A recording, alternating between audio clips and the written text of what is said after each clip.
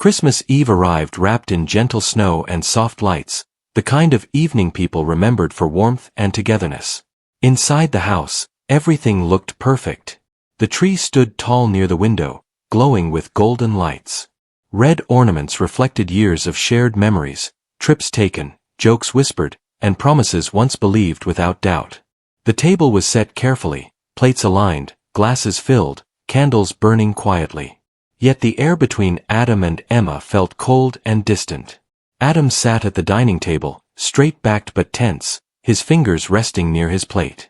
He kept glancing at Emma, trying to read her face. She wore a simple black dress, neat and calm, but her eyes looked tired. Not the tiredness of a long day, but the kind that came from carrying heavy thoughts for too long. Adam felt uneasy. Something inside him whispered that this night would not end like others. They had been married for 6 years. In the beginning, love came easily. They talked for hours, laughed without effort, and dreamed together. Over time, life became busy. Work, stress, and routine slowly filled the space where care once lived. Adam believed that providing comfort and stability was enough. Emma believed love needed presence, listening, and effort. Neither said these things clearly when it still mattered. The silence stretched. The food remained untouched. Adam finally reached for his glass, then stopped. Emma's hands moved instead. She opened her bag slowly and pulled out a folder. She placed it gently on the table, right between them. The sound of it touching the wood felt louder than the ticking clock on the wall.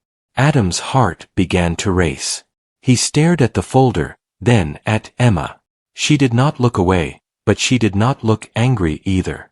Her expression was steady, almost peaceful, and that frightened him more than shouting ever could. Emma opened the folder. Inside were divorce papers, neatly arranged, already signed on her side. She slid the folder toward Adam along with a pen. Her hand shook slightly, but her voice did not. Adam felt the room spin. His chest tightened as if something heavy pressed against it. He whispered her name, confused, hoping there was another explanation. He asked why tonight. Why Christmas Eve?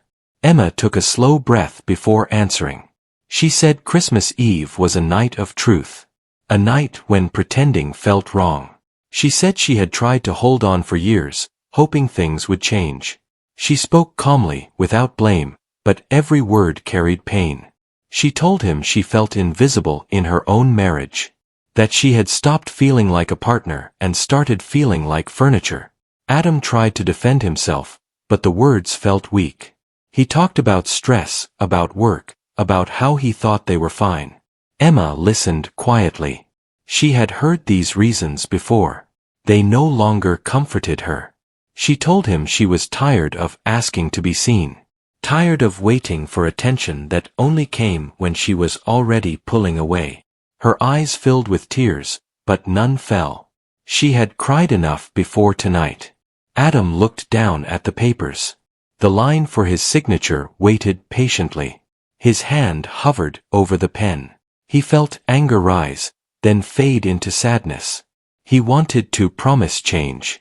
He wanted to say he would do better. But something in Emma's eyes told him it was too late. With shaking fingers, Adam signed his name. Each letter felt like a goodbye he never prepared for. When he finished, Emma closed the folder and pressed her lips together, holding back emotion. For a brief moment, she rested her hand on the table, steadying herself. She stood up and put on her coat. Adam stayed seated, unable to move. He asked where she would go. She said she had arranged everything. She picked up her bag and paused at the door, taking one last look at the room, the tree, and the life she was leaving behind. Then she walked out into the cold night. The door closed softly. No argument. No dramatic words. Just silence. Adam sat alone, staring at the papers. The lights blinked gently. The candles burned low. The house felt empty in a way it never had before. Hours passed without him noticing. Eventually, he stood to clear the table, moving slowly, like a man underwater. That was when he saw it. Near Emma's place on the table lay a small white object. At first, he thought it was part of the decorations. Confused, he picked it up. His breath caught when he realized what it was. A pregnancy test. His hands trembled as he stared at it. The result was clear. Positive. Adam sank into a chair, his mind racing. Emma was pregnant. She had known. And she had still chosen to leave.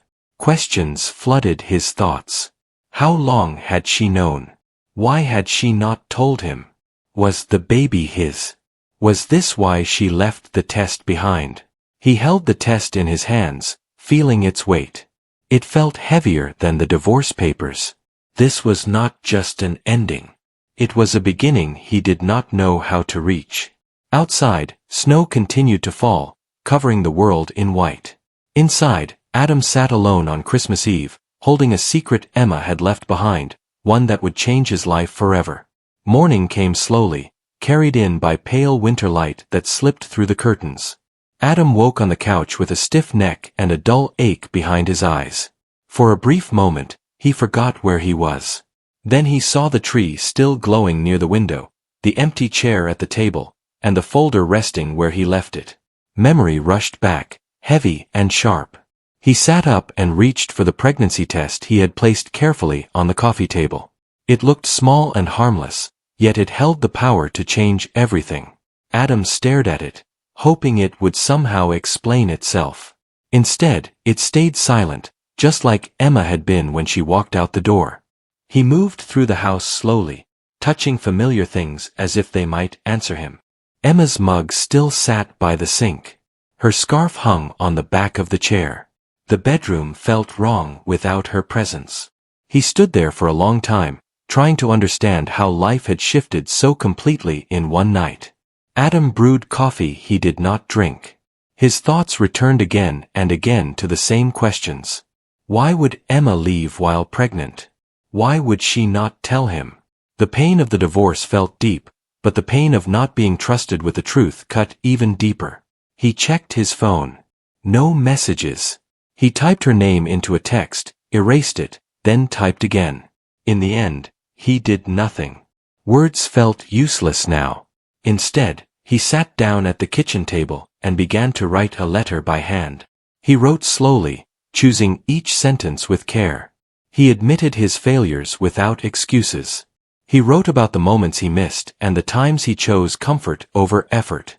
He wrote about the baby, about fear mixed with hope, and about his desire to be present if she would allow it. When he finished, his hand hurt and his eyes burned. He folded the letter and placed it in an envelope with her name written clearly on the front. Days passed with no reply.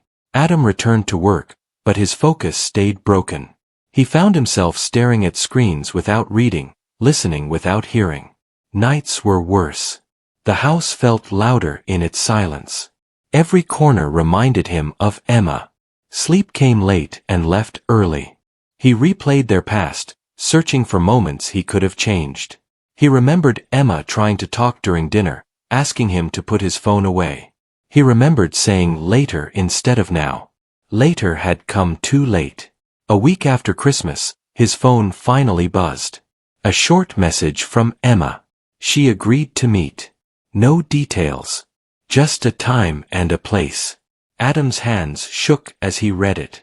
Relief and fear mixed inside him. They met at a small cafe across town, far from familiar streets. When Adam arrived, Emma was already there, sitting by the window. She looked thinner, her face pale but calm. Her hands were wrapped around a cup, warming them. Adam hesitated before approaching, unsure how to greet her. They sat across from each other. Silence filled the space until Emma spoke first. She thanked him for the letter.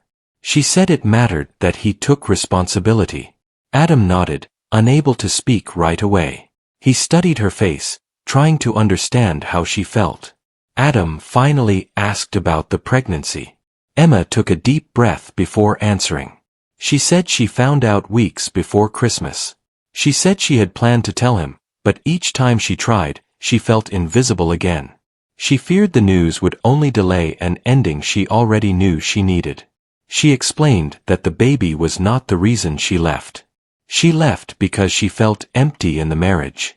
She said staying would teach their child the wrong meaning of love. Her voice was steady, but her eyes showed pain. Adam listened without interrupting. He realized how often he had failed to do that before. He asked if the baby was his.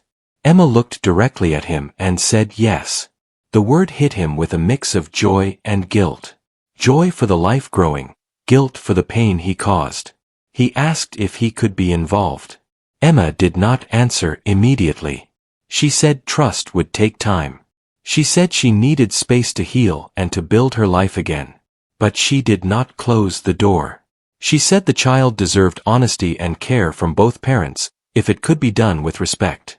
They talked about practical things. Appointments. Support. Boundaries. Adam offered help without pushing. Emma appreciated the change in his tone. When they stood to leave, there was no hug, but there was understanding. The divorce process moved forward quietly. Papers were filed. Decisions were made. Adam signed where needed, feeling the finality of it all. Emma moved into a small apartment near her work. She focused on her health and her future. Adam began counseling, learning to listen, to speak honestly, and to sit with discomfort instead of escaping it. Their communication stayed limited but respectful. Adam checked in without pressure. Emma updated him when necessary. Slowly, trust began to form, fragile and careful. Winter faded into early spring. Emma's belly began to show. She felt both fear and strength growing together. One afternoon, she invited Adam to attend an appointment. He arrived early, nervous and hopeful. Sitting beside her, hearing the heartbeat for the first time, broke something open inside him. Tears filled Adam's eyes. He did not hide them. Emma watched quietly. She saw genuine emotion, not fear of loss, but understanding of responsibility. It was different from before. It felt real. After the appointment, they walked through a nearby park. Trees were beginning to bloom. They talked about schedules and support. Adam asked what Emma needed. Not what he could do to fix things, but how he could help now. The question mattered. Months passed. Their child was born on a warm summer morning. Adam stood nearby, overwhelmed by love and fear. Emma held their baby, feeling pain and joy at once. She allowed Adam to share that moment, not as a husband, but as a father. They chose a path forward built on honesty. Their relationship was no longer defined by marriage, but by shared care. They learned that love could change shape without disappearing. On the next Christmas Eve, Emma watched snow fall from her window. The baby slept peacefully nearby. Adam visited later that evening. There were no papers, no secrets, only quiet understanding shaped by truth. The secret Emma left behind had not destroyed them. It had forced them to face reality. In that honesty, something new had grown. Not the life they planned, but one built with care, respect, and a deeper understanding of what love truly required. Autumn arrived gently, painting the city in warm colors. Leaves turned gold and orange, and the air grew cool again. Emma stood by the window of her apartment, rocking the baby slowly in her arms. The child slept peacefully, unaware of the long journey that brought this small family into existence. Emma watched the world outside and felt a quiet strength settle inside her. Life had not turned out the way she once imagined, but it felt honest now. Hard, but honest. Adam arrived every Saturday morning. He never came early and never stayed longer than invited. He learned to respect Emma's space, to follow her lead, and to offer help without control. At first, his visits were careful and awkward. Over time, they grew easier. The baby recognized his voice. That alone filled Adam with a deep sense of responsibility. Emma watched him closely. She noticed the changes he worked hard to make. He listened more. He spoke less. He asked questions instead of assuming answers. These changes did not erase the past, but they made the present safer. They talked often about the baby, about schedules, health, and routines. Sometimes they talked about memories too. Not to reopen wounds, but to understand them. Emma shared how lonely she felt near the end of their marriage. Adam listened without defending himself. That mattered more than any apology.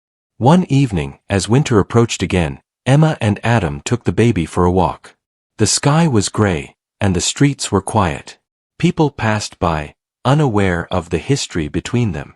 To strangers, they looked like a small family enjoying the evening. Emma noticed how calm it felt to walk beside Adam without pressure. Adam felt it too. He did not try to rebuild what was lost. He focused on what existed now. He learned that love could mean support without ownership, presence without control. As the holidays approached, memories returned. Christmas decorations appeared in shop windows. Songs played softly in the background. Emma felt nervous as the date grew closer. Christmas Eve had changed her life forever. She wondered how it would feel now. Adam sensed her tension. One afternoon, he asked gently how she felt about the upcoming holiday. Emma answered honestly. She said she was afraid of the memories. Adam nodded. He did not suggest plans or expectations. He simply said he understood. Christmas Eve arrived again, quiet and cold. Snow fell slowly, covering the streets. Emma stayed home, keeping the lights low. The baby slept in a small crib near the tree. Emma sat nearby, watching the gentle rise and fall of the tiny chest. A soft knock came at the door. Emma hesitated, then opened it. Adam stood there holding a small bag. He did not step inside until she invited him. He said he brought a gift for the baby and some food, in case it helped. They sat together in silence at first. The past hovered in the room, but it no longer felt sharp. Adam placed the gift under the tree. It was a simple blanket, soft and warm. Emma thanked him. They talked quietly, about how far they had come, about how hard it was, and how worth it felt. Adam admitted that losing Emma had been the greatest lesson of his life. He said he learned that love required effort even when it felt ordinary. Emma listened. She did not promise anything beyond the present moment. But she appreciated the honesty. She realized that walking away had not been an act of destruction. It had been an act of survival. As midnight approached, Emma looked at the baby sleeping peacefully. Adam stood beside her. There was no tension now, no fear, just understanding. They did not speak of the pregnancy test left behind a year earlier, but they both felt its meaning. It had been a truth Emma could not carry alone. It forced Adam to face reality. It changed them both. After Adam left that night, Emma stood by the window again, watching the snow fall. She felt no regret, only clarity. Adam walked home under the same falling snow. He felt grateful, not for a second chance at marriage, but for a chance to be better, to be present, to be worthy of the role he now held. Years would pass. Their child would grow, surrounded by honesty instead of silence. Emma and Adam would remain connected through care, not obligation. They learned that endings could create space for healthier beginnings. The secret that stayed behind on Christmas Eve did not bring them back together in the way stories often promise. Instead, it gave them something stronger: truth, growth, and a future shaped by choice, not fear.